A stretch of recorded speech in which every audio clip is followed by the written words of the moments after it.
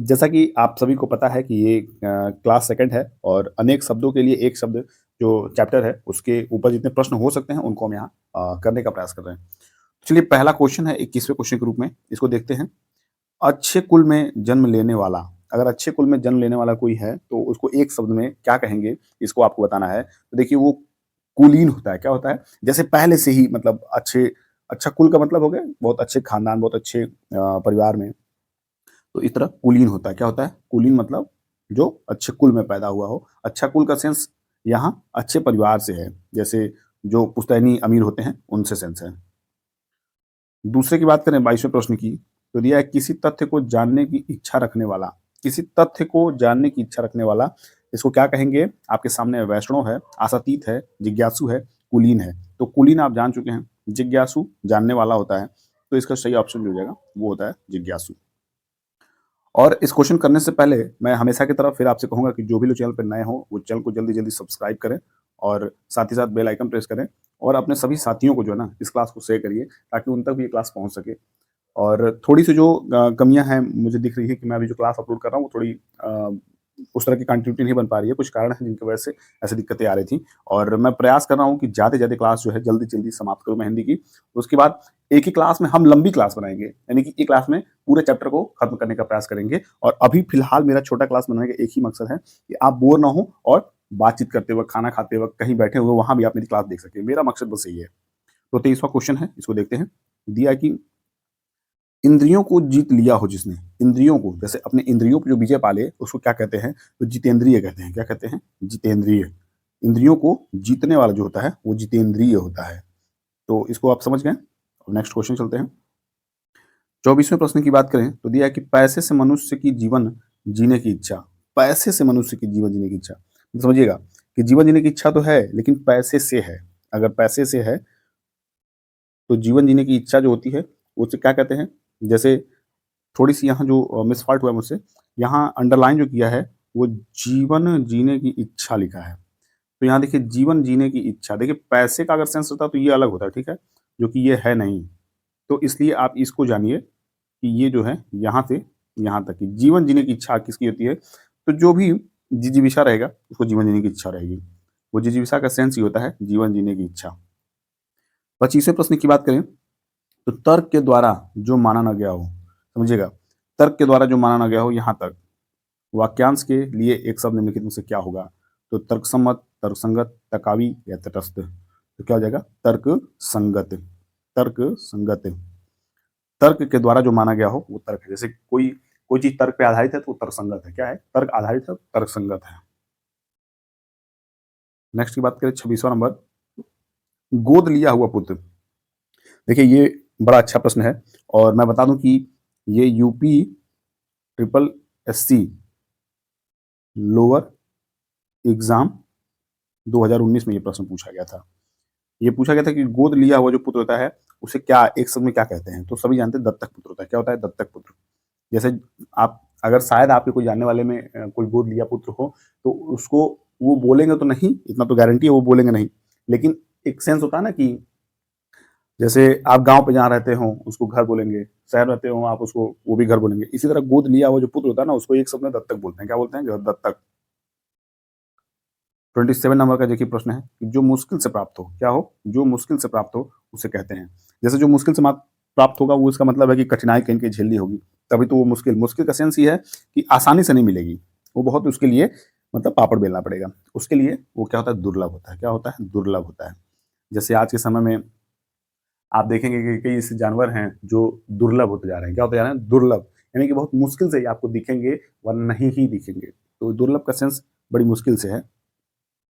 28वें number की बात करें, तो जो देने योग्य हो, क्या हो? जो देने योग्य हो के लिए एक शब्द है। तो जो दे सके, आप क्या देंगे? आप देंगे वही जो दे सकते हैं, तो उसे क्या बोलते हैं? उसे हम देय बोलते हैं। क्या बोलते हैं? देय। याद रखिएगा देय। क्या दिया है? देय। पेय मतलब जो पीने योग्य हो, इसको याद रखिएगा। और ये गेय है, इसका सेंस मुझे नहीं क्लियर हो रहा है। बाकी और अंग्रेजी शब्दों में इसको आप हो सकता है समझ सकते हैं। और दान मतलब जो दिया जाता है। देखिए दान अलग चीज़ हो गया, क्या हो गया? दान अलग चीज़ हो गया, दान देना भी अलग चीज़ है। लेकिन देय, देय में वो सारी चीज़ आ जाएँगे जो देने लायक हों। तो सेंस यहीं से देय से है।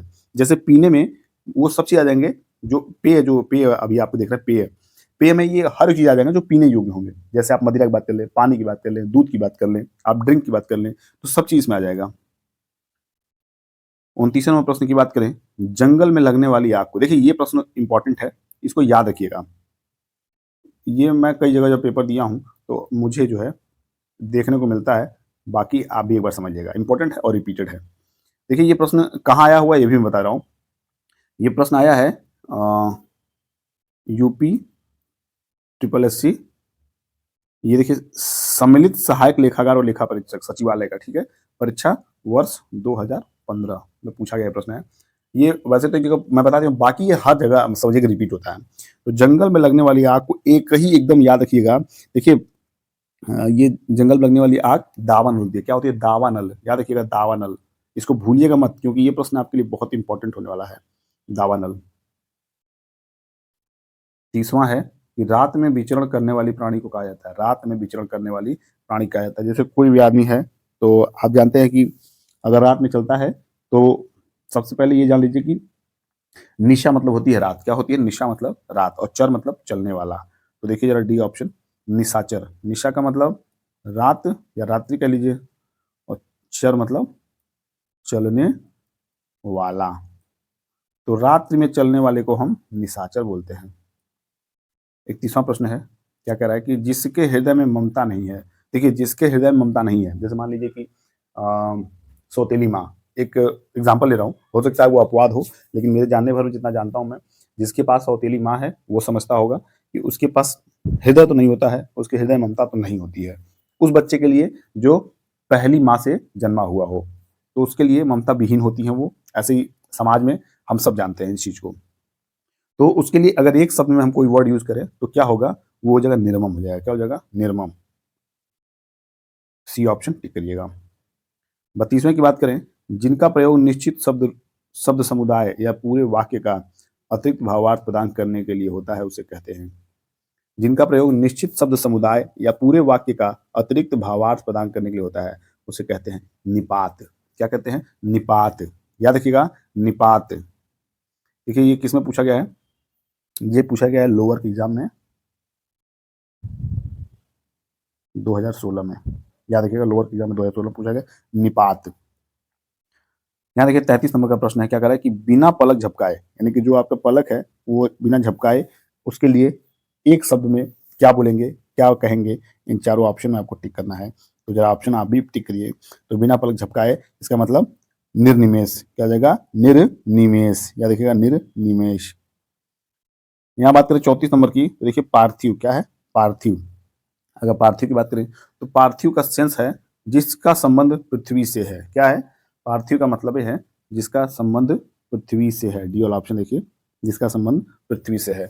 अगर जिसका संबंध मनुष्य से है तो वो तो मानवीय हो जाएगा। क्या हो जाएगा? मानवीय हो जाएगा। जिसका संबंध प्रथा से है तो वो प्रथाचलित हो जाएगा। जिसका संबंध ईश्वर से वो ऐश्वर्य हो जाएगा।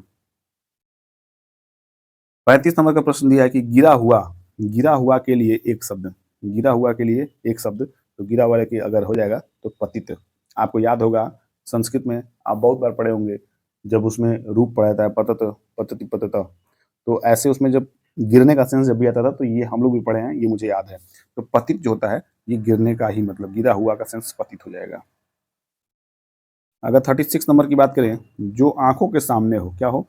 जो आंखों के सामने हो, तो उसके लिए एक शब्द बताइए। तो प्रत्यक्ष होता है। क्या होता है? जैसे कोई बात अगर होती है तो लोग कहते हैं यार मैं तो प्रत्यक्ष उसका प्रमाण हूँ। प्रत्यक्ष प्रमाण का सेंस यानी कि उसके आंख के सामने वो घटना घटी है, मतलब उसके उसके सामने वो घटना घटी है। तो उसके सामने घटेगा तो आंख तो बंद करेगा नहीं, वो हर हाल में जगा होगा।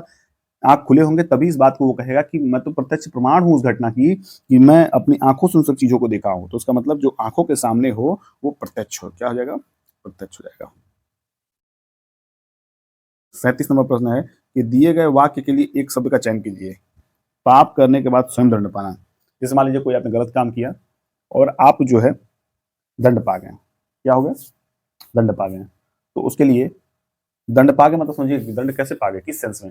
जैसे आपने कोई बुरे कर्म किए और उसके बाद आपने तय किया नहीं मैंने ये गलत काम किया है और मैं इसका जो है अब मुझे एहसास हो रहा है कि मैं ये गलत काम किया हूँ, तो उसके बदले में जो आप अच्छा काम करते हैं वो प्रायश्चित होता है। क्या होता है? प्रायश्चित। क्या होता है? प्रायश्चित। यहाँ देखिए 38 नंबर प्रश्न है, क्या कह रहा है? प्रत्युत्पन्नमति। प्रत्युत्पन्नमति क्या है? प्रत्युत्पन्नमति। प्रत्युत्पन्नमति शब्द का वाक्यांश होगा, तो प्रत्युत्पन्नमति का सेंस ही है जो तत्काल सोचकर उत्तर दे सके। जैसे मान लीजिए कि हमने पूछा कि माउंट एवरेस्ट पे सबसे पहला चढ़ने वाला मनुष्य कौन है, उसका नाम बताइए। तो आपने क्या किया कि आपने, अगर याद है आपको, तो कुछ लोग हो सकता है उसका क्लियर उसका नाम नहीं याद आएगा, कुछ वर्ड याद आएंगे, लेकिन जो उसको तुरंत सोच के उत्तर दे सके उससे हम क्या कहेंगे? प्रति उत्पन्नमति। प्रति प्रत्यय प्रत्यय उत्पन्नमति क्या है? प्रत्युत्पन्नमति। देखिए प्रत्युत उत्पन्नमति, ठीक है। तो थोड़ा सा जो डी ऑप्शन जो है इसमें मुझे थोड़ा लगा दिक्कत है, लेकिन सही है, जो तत्काल सोच के उत्तर दे सके ये राइट है, कोई दिक्कत नहीं है इसमें, कोई किसी प्रकार के कोई अवधाय नहीं है, प्रावधान नहीं। ये देखिए 39 नंबर प्रश्न है कि प्राणदा। देखिए प्राणदा के अनेक शब्द हैं, प्राणदा के लिए अनेक शब्द, यानी कि प्राणदा जो है किसी ऐसे सेंटेंस को कहा जाता होगा जिसका कई जिसमें कई शब्द होंगे, लेकिन उसका आपको यहाँ सेंस बताना है कि प्राणदा किसको कहते हैं, प्राणदा किसको कहते हैं। तो इसको जो 4 ऑप्शन है इनमें आपको चूज करना है। तो देखिए जरा, जीवन देने वाली जो दवा होती है उसको हम प्राणदा कहते हैं। प्राणदा मतलब प्राणदायक, क्या होता है? प्राणदायक। तो जीवन देने वाली दवा प्राणदायक। नेक्स्ट क्वेश्चन और इस क्लास का लास्ट क्वेश्चन है, प्रज्ञा चक्षु। प्रज्ञा चक्षु के लिए वाक्यांश है, प्रज्ञा चक्षु के लिए वाक्यांश है।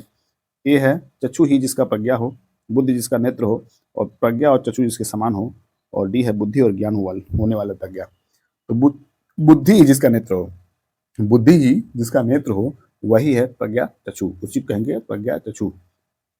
तो इस तरह क्लास और ये क्वेश्चन यहाँ समाप्त होते हैं। अब हम नेक्स्ट क्लास में चर्चा करेंगे, यानी कि तीसरे क्लास में हम बात करेंगे और भी अच्छे अच्छे क्वेश्चन की। तो मैं फिर से कहूँगा, जो भी लोग चैनल पर नए हों या पहली बार आए हों, चैनल को सब्सक्राइब करें, साथ ही बेल आइकन प्रेस करें और अपने सभी साथियों को इस क्लास शेयर करिए। और संभवतः प्रयास करूंगा कि कम से कम जो है 4 से 5 क्लासेस जो है आपको पर डे प्रोवाइड हो, और आप मेहनत करते रहिए, मैं भी मेहनत करता हूँ।